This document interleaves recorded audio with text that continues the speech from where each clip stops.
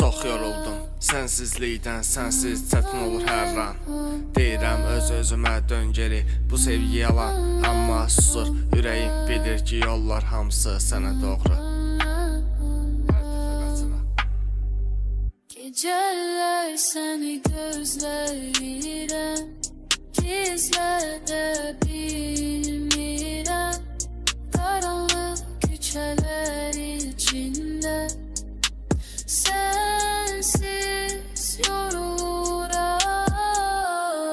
Ketofun ellerimden sensiz soğuktu. Sen olmadan nefes alabilmirəm. Geri qaytar nefesimi.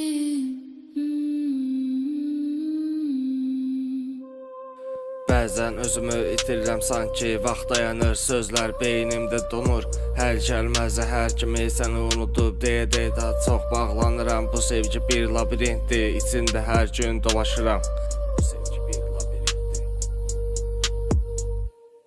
Göz yaşım düşmür axır, amma içim yanır.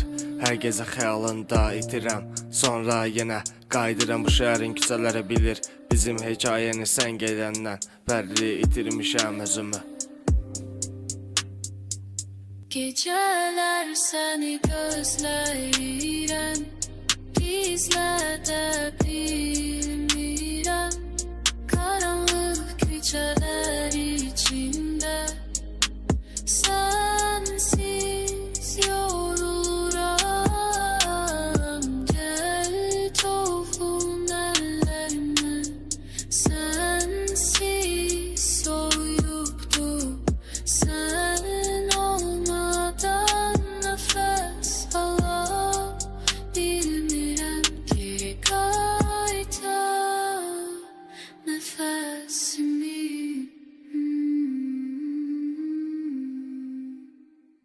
Nəfəsim daralır sanki, boğuluram səndən başqa heç nə ağlımda deyil, getdir ağlım qaldı ürəyim.